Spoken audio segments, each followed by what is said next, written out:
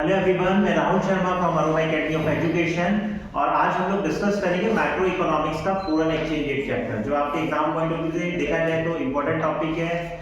और marks wise बात करें, ठीक है, तो इसमें से आपको क्वेश्चन मिल जाएगा लगभग 4 मार्क्स के आसपास का। इसमें से क्वेश्चन आपके पास आता है। छोटा टॉपिक है, एक ही क्लास में मैं कोशिश करूंगा कि कवर करें इस टॉपिक को। बाकी कोई डाउट आए तो आप लोग पूछ सकते हैं। तो हम स्टार्ट करते हैं, टॉपिक की तरफ चलते हैं। फॉरेन एक्सचेंज रेट, ठीक है। देखो, फॉरेन एक्सचेंज रेट की अगर मैं बात करूं तो इसका मतलब होता है कि डोमेस्टिक करेंसी की value in term of other currency क्या है, उसे हम कहते हैं फॉरेन एक्सचेंज रेट। जैसे अगर सपोज हम कहते हैं कि $1 बराबर एक थोड़ा सा वैल्यू ले लेते हैं, अप्रॉक्स सपोज 84.85 मिलियन रुपीस के बराबर। तो यहाँ अगर हम बात करें कि $1 की वैल्यू क्या है हमारे पास इंडियन रुपीस के टर्म में बात करें तो 84.85 समथिंग है, तो it is called foreign exchange rate. यानी कि एक डोमेस्टिक करेंसी की value in term of other currency कितना है, ठीक है। तो इसे क्या कहते हैं, फॉरेन एक्सचेंज रेट। यानी कि $1 के लिए हमें कितना पे करना पड़ेगा, 84.85 रुपीस समथिंग। तो ये जो रेट है इसी को क्या कहते हैं, फॉरेन एक्सचेंज रेट। बाकी डेफिनेशन में बात करें तो rate at which the domestic currency can be exchange, यानी कि हम क्या कर रहे हैं, डोमेस्टिक करेंसी को एक्सचेंज कर रहे हैं फॉर ए फॉरेन करेंसी के साथ, और उसी रेट को हम क्या कहते हैं, फॉरेन एक्सचेंज रेट। यानी कि वह रेट जिससे हम क्या कर रहे हैं, डोमेस्टिक करेंसी को एक्सचेंज कर रहे हैं with foreign currency, is called foreign exchange, ठीक है। जैसे अभी हमने एग्जांपल भी दिया कि $1 बराबर क्या है, 84.85, यानी कि अगर हमें $1 लेना है तो उसके बदले में हमें 84.85 रुपीस इंडियन रुपीस पे करना होगा। अब हमारे पास एक क्वेश्चन पुट होता है कि हमने ये तो कहा कि $1 बराबर 84.85 इंडियन रुपीस, लेकिन हाउ, कैसे डिटरमाइन करते हैं इसे। ऐसा तो हर कोई कंट्री कह देगा नहीं जी $1 के बदले 100 रुपीस दो, 200 रुपीस दो, 300 रुपीस दो, नहीं। इसके लिए हम क्या करते हैं, हमारे पास दो मेथड है इस रेट को डिटरमाइन करने के लिए। पहला मेथड है हमारे पास फ्लेक्सिबल एक्सचेंज रेट सिस्टम,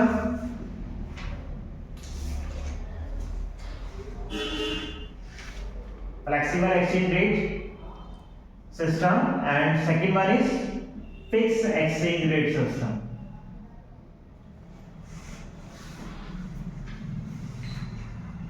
देखो, फॉरेन एक्सचेंज रेट हमने बात की, डोमेस्टिक करेंसी को एक्सचेंज कर रहे हैं विद फॉरेन करेंसी, लेकिन जिस प्लेस पे ये हो रहा है उस प्लेस को क्या कहते हैं, फॉरेन एक्सचेंज मार्केट। तो फॉरेन एक्सचेंज मार्केट क्या है, a market where foreign currency can be exchange. तो जहां पर फॉरेन करेंसी को हम एक्सचेंज कर रहे हैं उसे हम क्या कहते हैं, फॉरेन एक्सचेंज मार्केट। अब हमने कहा कि फ्लेक्सिबल एंड फिक्स। देखो, थोड़ा सा पहले मैं ओरली आपको डिस्कस कर लेता हूं कि फिक्स में क्या होता है, फ्लेक्सिबल में क्या होता है। देखो, जब हम फ्लेक्सिबल की बात करते हैं तो फ्लेक्सिबल में क्या होता है, जो रेट ऑफ एक्सचेंज होती है वो डिटरमाइन की जाती है with the help of demand and supply of foreign currency. तो हम यहाँ किसकी बात करेंगे, जब हम फ्लेक्सिबल की बात करेंगे तो यहाँ पे हम बात करेंगे demand of foreign currency and supply of foreign currency. यानी कि demand and supply force determine करेंगी आपकी फॉरेन एक्सचेंज रेट को, ठीक है। तो यहाँ पे कौन डिटरमाइन कर रहा है, foreign exchange, demand and supply of foreign currency. यानी कि उसकी डिमांड क्या है, सप्लाई क्या है, बेस हमारा क्या है, demand and supply of foreign currency, ठीक है। तो उसके बेस पे हम लोग रेट ऑफ जो फॉरेन एक्सचेंज है उसे डिटरमाइन करेंगे। अगर हम फिक्स की बात करें तो फिक्स में क्या होता था, पहले सिस्टम चला करता था लगभग 1920 के आसपास, इससे पहले की बात है, सब हमारा क्या होता था, फिक्स एक्सचेंज रेट सिस्टम चलता था। अब फिक्स एक्सचेंज रेट सिस्टम में क्या होता है कि जो रेट ऑफ एक्सचेंज है वो फिक्स होती थी for a longer period of time, और उसे फिक्स कौन करता था, गवर्नमेंट। तो फिक्स एक्सचेंज रेट को जो डिटरमाइन करता था, कौन डिटरमाइन करता था, यहाँ पर गवर्नमेंट डिटरमाइन करती थी, ठीक है। गवर्नमेंट डिसाइड करती थी कि $1 के बदले हम कितना देंगे, और गवर्नमेंट का जो रोल होता था उसे स्टेबल रखना था for a longer period of time. देखो, हर चीज के अपने पॉजिटिव और नेगेटिव इंपैक्ट होते हैं, लेकिन फिक्स में थोड़ा सा ड्रॉबैक ये भी था कि यहाँ पे गोल्ड को बेस माना गया और हमें ह्यूज जो गोल्ड रिजर्व है वो हमें रखने पड़ते थे अपने पास। तो हर कंट्री को क्या करना पड़ता था, ह्यूज अमाउंट ऑफ गोल्ड रखना पड़ता था, ठीक है। और उसी के अकॉर्डिंग उसकी जो वैल्यू होती थी करेंसी की वो डिटरमाइन होती थी। जिस कंट्री के पास जितना गोल्ड होगा, जितने गोल्ड रिजर्व होंगे, उतना उस करेंसी की वैल्यू होगी। लेकिन अभी इस चीज को खत्म कर दिया गया और उसे रिप्लेस कर दिया गया एक नए मेथड में, फ्लेक्सिबल एक्सचेंज रेट सिस्टम। तो एग्जाम पॉइंट ऑफ व्यू से बात करें तो फ्लेक्सिबल जो एक्सचेंज रेट सिस्टम है वो आपका इंपॉर्टेंट टॉपिक है। अब यहाँ पे हम देख लेते हैं कि कैसे हम रेट को डिटरमाइन करते हैं। देखो, फ्लेक्सिबल को ही हम फ्लोटिंग रेट ऑफ एक्सचेंज भी कहते हैं। तो मैं अभी आपकी बात कर रहा हूँ फ्लेक्सिबल एक्सचेंज रेट सिस्टम की। तो फ्लेक्सिबल को हम क्या कहते हैं, फ्लोटिंग रेट ऑफ एक्सचेंज। तो इसका दूसरा नाम क्या है आपका, floating rate of exchange, floating rate of exchange. तो देखो अभी मैंने आपसे कहा यहाँ पे क्या हो रहा है, डिमांड एंड सप्लाई फोर्स क्या कर रही है, रेट ऑफ एक्सचेंज को डिटरमाइन कर रही है। जैसे अगर मैं यहाँ पे एक ग्राफिकली मैं एक्सप्रेस करता हूं आपको, यहाँ पे आपके पास क्वांटिटी ऑफ करेंसी है और यहाँ पे अगर मैं बात करूं demand of foreign currency and supply of foreign currency, ये आपका क्या हो गया, डिमांड यानी कि डीएफ आ गया, डिमांड ऑफ फॉरेन करेंसी। जो डिमांड कर्व होगा वो आपका लेफ्ट टू राइट होगा, अपवर्ड टू डाउनवर्ड होगा। तो यहाँ पे अगर आप देख रहे हैं तो डिमांड कर्व क्या है आपका, अपवर्ड टू डाउनवर्ड है, लेफ्ट टू राइट है। और जब हम सप्लाई कर्व की बात करते हैं तो ये क्या होता है, लेफ्ट टू राइट होता है, लेकिन ये अपवर्ड होता है। जब सप्लाई की बात करेंगे तो SF is a supply force, supply of foreign currency, और ये क्या होता है आपका अपवर्ड स्लोपिंग होता है। जब हम बात करेंगे फॉरेन एक्सचेंज रेट या इक्विलिब्रियम रेट ऑफ एक्सचेंज की मैं बात करूं, आपसे यहां क्वेश्चन पूछेगा कि इक्विलिब्रियम रेट ऑफ एक्सचेंज कैसे डिटरमाइन होती है, how equilibrium rate of exchange is determined under flexible exchange rate system. तो इक्विलिब्रियम रेट ऑफ एक्सचेंज तो कैसे डिटरमाइन होती है, ये डिटरमाइन होती है डिमांड एंड सप्लाई फोर्स से।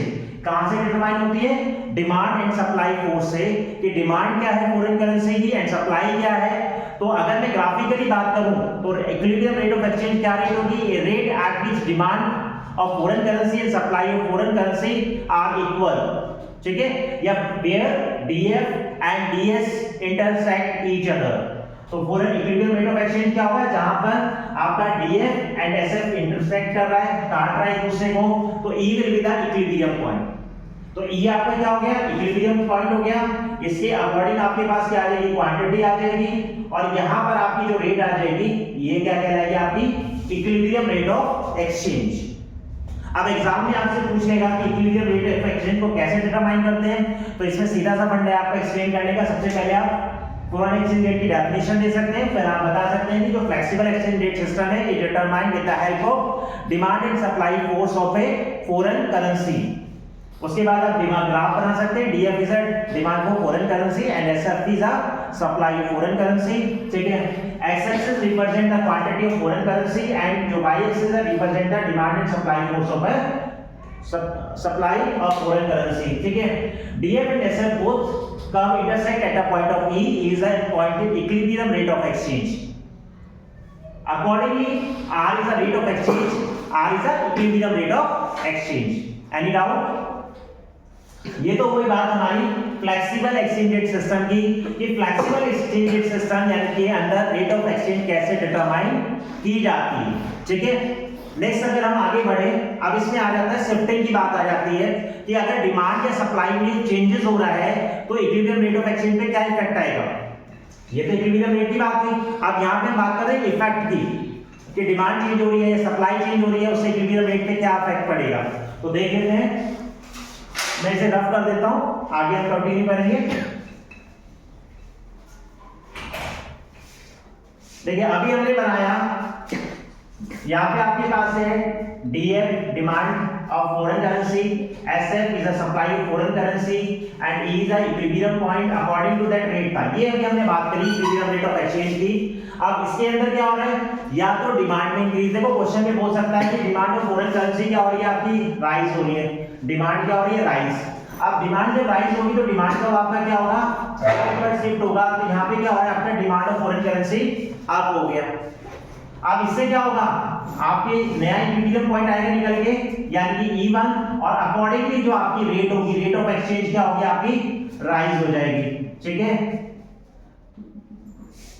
कोई डाउट इसमें? तो अगर आप यहाँ पे ग्राफिकली देखें तो यहाँ पे क्या हुआ, डिमांड राइज हुई है, यहाँ पे डिमांड क्या हुई है, अपवर्ड हुआ, तो जिससे क्या हुआ, इक्विलिब्रियम पॉइंट आपका अपवर्ड शिफ्ट हो गया and accordingly rate of exchange आपकी क्या हो गई, राइज हो गई, बढ़ गई। सेम नेक्स्ट आपसे सिचुएशन हो सकता है कि डिमांड अगर आपकी फॉल हो जाए, डिमांड क्या हो गया, फॉल हो गया। तो यहाँ पे अगर आप देखें, D F is a demand of foreign currency, S F is a supply of foreign currency, ठीक है। इक्विलिब्रियम पॉइंट आपका क्या था, ई। अब अगर मैं बात करूं यहाँ पे, या अकॉर्डिंगली रेट आपकी ये थी, अब क्या कह रहे हैं, सिचुएशन हमने क्या कहा, डिमांड आपकी फॉल हो जाए, डिमांड ऑफ फॉरेन करेंसी कम हो गई, तो आपका जो डिमांड कम होगा वो लेफ्ट में शिफ्ट हो जाएगा और ये नया डिमांड कब आएगा आपका निकल के, ठीक है। तो यहाँ पे डिमांड क्या हुई, कम हुई, तो आपका रेट ऑफ एक्सचेंज क्या हो जाएगा, कम हो जाएगा। और अगर मैं क्वांटिटी की बात करूं तो क्वांटिटी पे क्या इफेक्ट पड़ रहा है, यहाँ पे क्वांटिटी ऑफ फॉरेन करेंसी जो क्या हो गई, वो कम हो गई, ठीक है। ये आप सिंगल ग्राफ के अंदर भी बना सकते हैं। देखो अगर मैं सिंगल के अंदर इसे बना दूं, DF is a demand of foreign currency, SF is a supply of foreign currency, E is आपका इक्विलिब्रियम पॉइंट, अकॉर्डिंगली रेट थी। अब देखो यहाँ पे डिमांड बढ़ा तो राइट बढ़ आ गया आपके पास, ये DF1 हो गया, तो अकॉर्डिंगली आपका क्या हो गया, इक्विलिब्रियम रेट ऑफ एक्सचेंज बढ़ गया। और अगर डिमांड आपका कम हो जाता है तो अंदर की तरफ चल जाएगा DF2, ये आपका क्या आ गया DF2, accordingly rate of exchange क्या हो गया आपका, कम हो गया। एनी डाउट इसमें, क्लियर है। तो ये तो बात हुई डिमांड में चेंजेस होने की। इसी तरह से आपकी सप्लाई में चेंजेस बोल देगा कि सप्लाई में क्या चेंज हो रहा है, सप्लाई में चेंज होने से इक्विलिब्रियम रेट ऑफ एक्सचेंज पे क्या इफेक्ट आता है। तो अभी मैं बात कर रहा हूं सप्लाई के पॉइंट ऑफ व्यू से कि अभी यहां शिफ्ट क्या हो रही है आपकी, जो चेंज हो रहा है वो सप्लाई में हो रहा है। ये आपका क्वांटिटी, ये डिमांड, ये सप्लाई, ये आपका DF is a demand of foreign currency, SF is a supply of foreign currency, accordingly ये आपका क्या हो गया, इक्विलिब्रियम रेट, इक्विलिब्रियम पॉइंट, और अकॉर्डिंगली रेट ऑफ एक्सचेंज आ गया। अब अगर आप यहाँ पे देखें, अब यहाँ पे हम बात कर रहे हैं कि सप्लाई इंक्रीज हो जाए, तो सप्लाई जब इंक्रीज होगी तो राइट बढ़ जाएगा ग्राफ आपका, तो ये SF1 आ गया, ठीक है। ये सप्लाई का भाई शिफ्ट की वजह से, और जब शिफ्टिंग हुआ तो यहाँ पे इक्विलिब्रियम पॉइंट आ गया आपका E1, एंड अकॉर्डिंगली अगर आप देखें तो यहाँ पे रेट ऑफ एक्सचेंज क्या हो गई आपकी, कम हो गई। डिक्रीज होगा तो सप्लाई क्या जाएगा, लेफ्ट बढ़ जाएगा, यानी कि यहाँ आएगा, तो ये आ गया आपका SF2, अकॉर्डिंगली आपका इक्विलिब्रियम पॉइंट क्या हो गया, अपवर्ड शिफ्ट हो गया, और लेकिन देखा जाए तो यहाँ पे रेट ऑफ एक्सचेंज क्या हो गई, राइज हो गई। तो सप्लाई अगर कम होगी तो रेट ऑफ एक्सचेंज बढ़ जाएगी, और सप्लाई अगर बढ़ रही है तो रेट ऑफ एक्सचेंज कम हो जाएगी। यहाँ किसी को कोई डाउट, और डाउट के लिए तो आप मैंने आपको बताया भी है, कमेंट बॉक्स में आप कमेंट डाल सकते हैं, मैं आपको वहां पे रिप्लाई करूंगा कोई भी डाउट होगा, ठीक है। तो अभी हमने डिस्कस किया फॉरेन एक्सचेंज रेट, उसके बाद हमने बात की जिसके अंदर दो determination of foreign exchange rate, जिसके अंदर दो मेथड आपके पास है, फ्लेक्सिबल एक्सचेंज रेट सिस्टम और fixed exchange rate system. Flexible के अंदर क्या होता है, रेट ऑफ एक्सचेंज को डिटरमाइन किया जाता है with the help of demand and supply of foreign currency, where demand and supply of foreign currency are equal, यानी कि आप ये कह सकते हैं कि demand of FX equals to supply of SF, यानी कि जहां demand of foreign currency equal है सप्लाई ऑफ फॉरेन करेंसी, वहां पर क्या होगा, equilibrium rate of exchange determine होगा। फिर उसके बाद हमने बात की उसमें चेंजेस की कि अगर डिमांड राइज हो रहा है तो इक्विलिब्रियम पॉइंट पे क्या इफेक्ट आएगा, अगर आपकी डिमांड आपकी बढ़ रही है तो रेट ऑफ एक्सचेंज बढ़ जाएगा, डिमांड कम हो रही है तो रेट ऑफ एक्सचेंज कम हो जाएगा। लेकिन सप्लाई की बात करेंगे तो वहां अपोजिट है, अगर सप्लाई ऑफ फॉरेन करेंसी बढ़ेगा तो रेट ऑफ एक्सचेंज कम हो जाएगा, और सप्लाई ऑफ फॉरेन करेंसी कम होगा तो रेट ऑफ एक्सचेंज आपका बढ़ जाएगा, ठीक है। यहां कोई डाउट, इसमें से क्वेश्चन आपको कंफर्म आपको एग्जाम में मिलेगा related to foreign exchange market and its determination. कोई डाउट इसमें, आगे चले। नेक्स्ट आता है आपके पास fix exchange rate system. Fix exchange rate system में क्या होता है, जैसे मैंने अभी आपको बताया कि जो रेट ऑफ एक्सचेंज है वो रेट ऑफ एक्सचेंज डिटरमाइन हो रही है बाय द गवर्नमेंट, कह सकते हैं, ठीक है। यहाँ पे जो रेट है वो लॉन्गर पीरियड के लिए फिक्स रहती है। मैं थोड़ा सा इसमें से एक लाइन रीड आउट कर देता हूँ, आप लोगों के लिए थोड़ा कन्वीनियंट हो जाएगा। Exchange rate is said to be fixed when it is set and maintained by the government at a particular level. यहाँ पर क्या हो रहा है, गवर्नमेंट उस लिमिट को सेट कर रही है, फिक्स कर रही है, मेंटेन कर रही है, तो वो क्या कहलाएगा आपका फिक्स एक्सचेंज रेट सिस्टम। लेकिन जहां पर सप्लाई और डिमांड आ जाएगी वो क्या होगा आपका फ्लेक्सिबल एक्सचेंज रेट सिस्टम। तो फिक्स को क्या कर रहे हैं, सेट और मेंटेन कौन कर रहे हैं, गवर्नमेंट कर रही है। तो वहां पे सरकार का इंटरफेयर कह सकते हैं हम, किस गवर्नमेंट का वहां पर इंटरफेयर है, ठीक है। तो यहाँ पे ऐसा कुछ नहीं आएगा, बाकी पहले डिटेल में आया करता था आपका फ्लेक्सिबल वाला, सॉरी फिक्स वाला, और इसी को हम gold standard system of exchange rate भी कह सकते हैं, ठीक है। वहां पे अल्टीमेटली क्या होता है, गोल्ड को बेस रखा जाता था। हम क्या करते थे इसके अंदर कि जो करेंसी है, सपोज कहने का मतलब है कि हमने क्या किया, डॉलर को हमने क्या किया, गोल्ड से कंपेयर किया कि $1 के बदले में सपोज हमें 1 ग्राम गोल्ड मिल रहा है, ठीक है। और अगर मैं कहूं कि हम यहाँ 50 जो इंडियन रुपीज है वहां पर उसके बदले में 1 ग्राम गोल्ड मिल रहा है, तो हमने क्या किया, पहले एक कंट्री की करेंसी को गोल्ड से कंपेयर किया, दूसरी कंट्री को करेंसी को हमने गोल्ड से कंपेयर किया और फिर हमने आपस में करेंसी को कंपेयर किया गया। तो हमने यहाँ पे क्या हुआ, जो करेंसी की वैल्यू है उसको बेस क्या रखा कंपैरिजन का गोल्ड, और फिर यानी कि अल्टीमेटली क्या हो रहा है, गोल्ड से कंपैरिजन हो रहा है। अभी हमने कहा $1 बराबर 1 ग्राम गोल्ड, 50 इंडियन रुपीस बराबर 1 ग्राम। तो यानी कि गोल्ड के टर्म में हमने वैल्यू डिटरमाइन कर ली और फिर हमने अल्टीमेटली क्या कर रहे हैं, इन्हें कंपेयर कर रहे हैं। इसका मतलब क्या होगा, $1 बराबर 50 इंडियन रुपीस। तो इसका मतलब क्या हुआ, ये आपकी क्या हो गई फॉरेन एक्सचेंज रेट। अब ये क्या रहती थी, for a longer period fix रहती थी, ठीक है। तो सबके अपने पॉजिटिव और नेगेटिव इंपैक्ट होते हैं। बाकी इसमें बेस गोल्ड को रखा गया, इसे ब्रूटन वुड सिस्टम या फिर एडजस्टेबल बेस सिस्टम भी कहते हैं। अच्छा, इसी के अंदर जब हम बात करेंगे, देखो दो सिस्टम है, फ्लेक्सिबल और फिक्स। आपको फोकस किस पे करना है, फ्लेक्सिबल पे। तो इसलिए मैं फिक्स वाले को डिटेल में नहीं लेके जाऊंगा, सिर्फ मैंने आपको बेसिक भी बता दिया कि फिक्स के अंदर क्या करते हैं, गोल्ड को बेस लेके चलते हैं और गोल्ड के बेस पर हम जो करेंसी की वैल्यूज है उसे डिटरमाइन किया जाता है, क्योंकि बेस यहाँ पर गोल्ड है। अच्छा, एक बार आता है यहाँ पे डिवैल्यूएशन एंड डेप्रिसिएशन, ठीक है। देखो डेप्रिसिएशन का मतलब क्या होता है, करेंसी की वैल्यू में कमी आना, और डिवैल्यूएशन का मतलब भी क्या होता है, करेंसी की वैल्यू में कमी आना। Devaluation of the domestic currency occur when the value of domestic currency deliberately reduced by the government. तो जब डिवैल्यूएशन की हम बात करेंगे, देखो डिवैल्यूएशन इसमें शॉर्ट नोट आ जाता है या एमसीक्यू बना देते हैं। मैंने कहा एक जो डॉलर है वो आपके पास सपोज हमने कहा 84.85 है इंडियन रुपीस। कुछ टाइम बाद इसकी वैल्यू क्या हो गई, सपोज 85 इंडियन रुपीस हो गई। तो यहाँ पे ये वैल्यू क्या हो रही है, देखो आपको लग रहा होगा 84 से 85 पे पहुंच गए, बढ़ गई, लेकिन बढ़ी नहीं है। अब हमें क्या करना पड़ रहा है, ज्यादा पे करना पड़ रहा है, यानी कि हमारी करेंसी की वैल्यू क्या हुई है, इंडियन करेंसी की वैल्यू कम हुई है। और अगर हम बात करें डॉलर की, तो डॉलर की वैल्यू आपकी बढ़ी है। लेकिन अगर हम ऐसे इंडियन में कंपेयर कर रहे हैं तो यहाँ पे क्या हो रहा है, वैल्यू कमी आ रही है। तो वैल्यू कमी अगर देखो गवर्नमेंट कर रही है डेलिबरेटली, यानी कि जानबूझ के काम कम कर रही है वैल्यू में, तो वो कहलाएगा डिवैल्यूएशन। और लेकिन अगर डिमांड एंड सप्लाई की फोर्स की वजह से हो रहा है तो वो क्या कहलाएगा, आपका डेप्रिसिएशन, ठीक है। Depreciation of A currency occur when the value of domestic currency reduce in the international market because of the market force of supply and demand. तो अगर वैल्यू में कमी आ रही है किसकी वजह से, डिमांड एंड सप्लाई फोर्स की वजह से, तो it will be called depreciation. And अगर वैल्यू में कमी आ रही है बाय द गवर्नमेंट, क्योंकि यहाँ पे गवर्नमेंट क्या कर रही है, डेलिबरेटली रिड्यूस कर रही है एग्जिस्टिंग एक्सचेंज रेट को, तो वो क्या कहलाएगा, आपका डिवैल्यूएशन। कोई डाउट इसमें? इसी के अपोजिट आपका एक पॉइंट आ जाता है एप्रिसिएशन एंड रिवॉल्यूशन। देखो सेम इसका अपोजिट वर्ड आ जाएगा एप्रिसिएशन। देखो एप्रिसिएशन एंड रिवॉल्यूशन। देखो डिवैल्यूएशन का अपोजिट क्या हो जाएगा, रिवॉल्यूशन कह सकते हैं आप, ठीक है। जैसे डिवैल्यूएशन डेलिबरेटली गवर्नमेंट ने कम किया था, यानी कि फॉरेन एक्सचेंज रेट को गवर्नमेंट ने डेलिबरेटली क्या किया, रिड्यूस किया। इसका अपोजिट क्या आ जाएगा, अगर गवर्नमेंट उससे क्या कर रही है, राइज कर रही है डेलिबरेटली, तो वो क्या कहलाएगा, आपका रिवॉल्यूशन।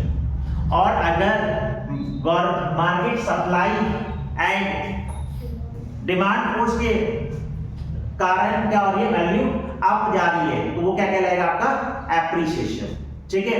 तो by the demand and supply force अगर वैल्यू राइज हो रही है तो एप्रिसिएशन, लेकिन अगर government deliberately existing exchange rate को बढ़ा रही है तो वो क्या कहलाएगा, आपका रिवॉल्यूशन, ठीक है। यानी कि गवर्नमेंट का इंटरवेंशन आ रहा है तो डिवैल्यूएशन रेवोल्यूशन, और अगर डिमांड एंड सप्लाई फोर्स आ रहा है तो डेप्रिसिएशन एंड एप्रिसिएशन। कोई डाउट इसमें?